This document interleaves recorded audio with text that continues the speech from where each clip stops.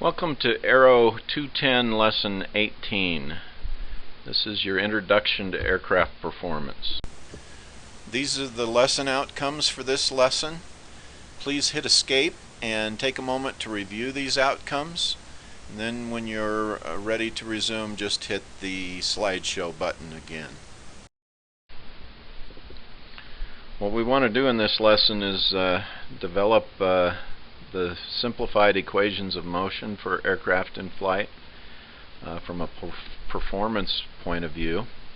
Talk about the drag polar and how that can be developed into a plot of drag versus velocity, and or in other words, thrust required versus velocity.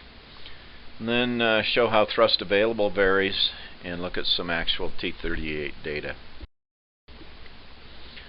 So here's where we want to go. We want to look at the four forces on an aircraft in straight and level unaccelerated flight, and we want to develop equations that describe how those forces vary with velocity. We're only worried about translation. We're not going to worry about rotation at this point, so we're going to treat our body as a point mass, our aircraft as a point mass, and we're going to sum forces and examine the flight path that results.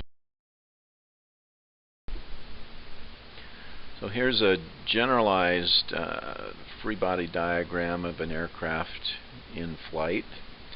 It has some flight path angle gamma relative to the horizon, so that we're not assuming initially level flight. We're assuming some arbitrary value of gamma. We also show an angle between the thrust axis and the relative wind, and we call that alpha sub t. We have the angle of attack of the whole aircraft, which is measured from the relative wind to the aircraft reference line. And then we show lift and drag perpendicular to and parallel to the relative wind vector. The weight, of course, is perpendicular to the horizon. When we sum forces based on that free body diagram, we get these equations. The component of thrust in the opposite the drag. If alpha t is not 0, it will be cosine alpha t times the total thrust. Drag is opposite the direction of motion because of the way a positive flight path angle is defined. The component of weight that results when we have a non-zero flight path angle is also opposite the thrust, and that's equal to F equals ma, so that's equal to the mass times the rate of change of velocity. If we sum perpendicular to the velocity vector, we have lift in the positive direction, component of weight in the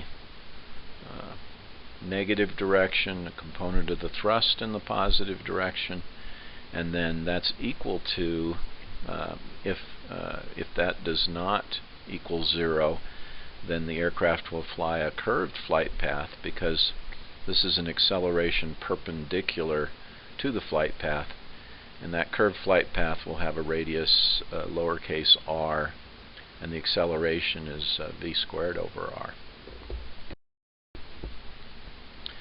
For straight and level unaccelerated flight, we can assume that there's no acceleration, so dv dt is 0.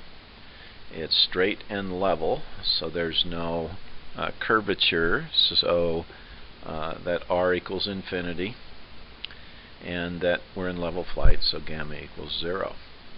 If we also assume that the engine is installed aligned with the aircraft's longitudinal axis or aircraft reference line, or nearly so, then we can assume that alpha sub t is also 0. With these assumptions, we can reduce the equations of motion to just thrust equals drag, and lift equals weight. We still have our definitions of three-dimensional lift and three-dimensional drag, and the three-dimensional lift and drag coefficients, but we define these for the entire aircraft, not just for the wing. And the drag coefficient is the main one we're concerned about. So we're going to model the drag coefficient as being a constant, the zero lift drag coefficient, or parasite drag coefficient, and then another term which we'll call induced drag, or drag due to lift. It's a CL squared term like we had before, but now it includes all of the lift, or all of the drag that varies with lift coefficient. So it includes the pressure drag that changes with changes in lift coefficient. And so to model that, we need a different efficiency factor, what's called Oswald's efficiency factor. It's a smaller number than the span efficiency factor because it models more drag with the same equation.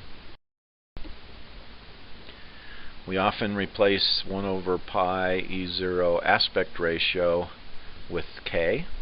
That gives us a nice compact form for the drag polar, CD equals CDL plus KCL squared. And that is the term we use for this equation. We call it the drag polar. So now if we expand the drag equation in terms of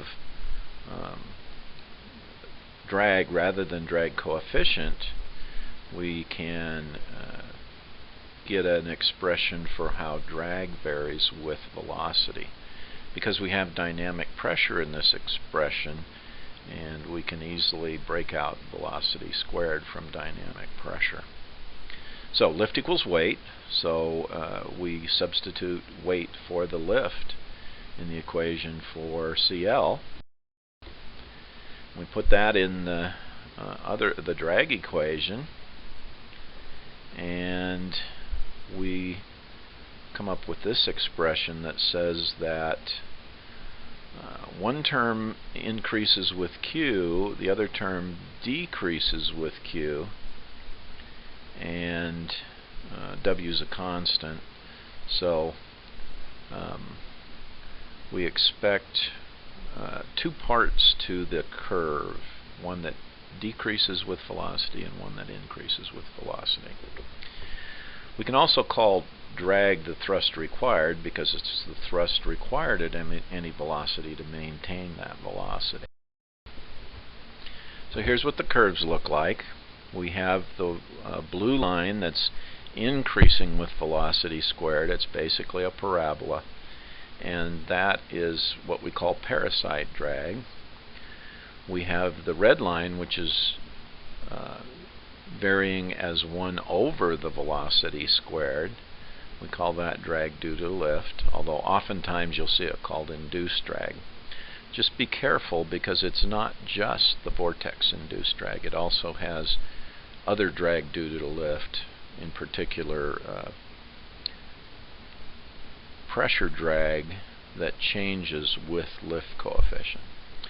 And then we have the total drag, and this is very different from the drag of a car or a bicycle or a person running, because the least drag does not occur at the lowest velocity. So this is a change. This is a different sort of vehicle probably than you've been used to working with. The thrust required depends on your configuration. If you have gear flaps, etc. down, it's going to change the drag coefficient, in particular the parasite drag coefficient. It depends on the altitude, because density is in Q. Depends on your velocity, of course, and the density and velocity work together. Depends on the weight, depends on your wing geometry because of that induced drag term. We have actual data for the T-38 in the supplemental data booklet, or Appendix B of the textbook, and that's very useful to look at that data.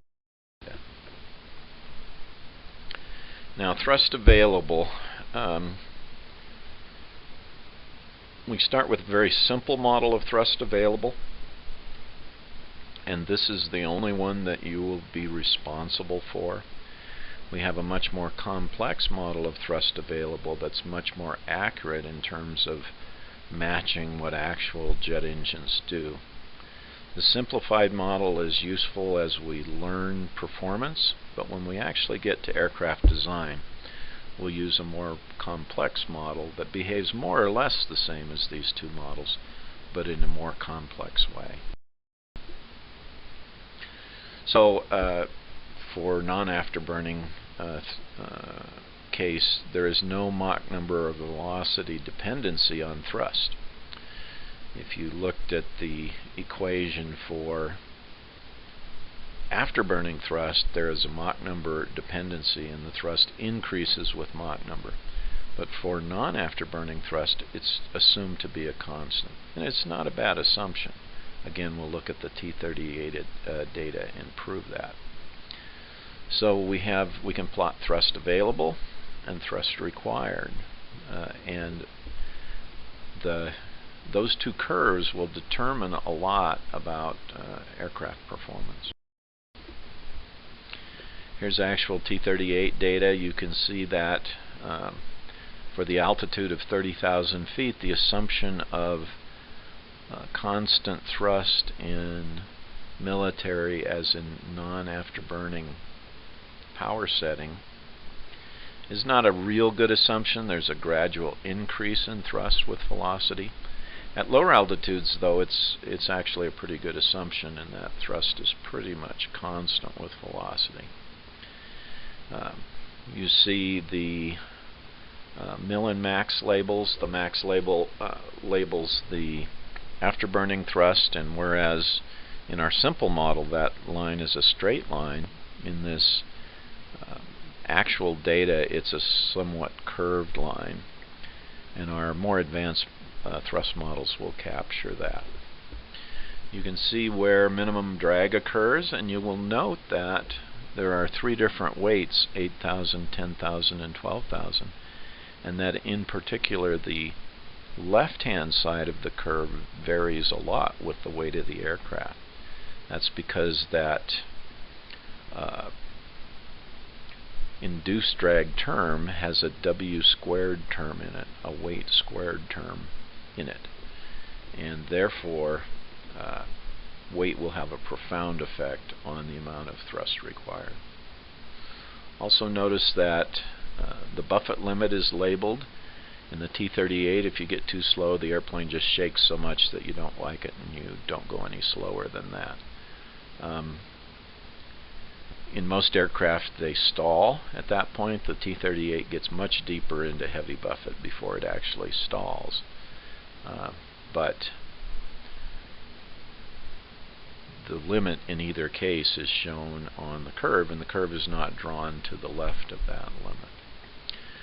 Notice also that the minimum level flight speed in military power for a 12,000 pound T38 is limited by thrust equals drag at about 0.53 Mach at this altitude. But in maximum thrust, the minimum speed is limited by that Buffett limit in maximum thrust or afterburning thrust. So that's the two ways the left-hand side of the curve can be limited.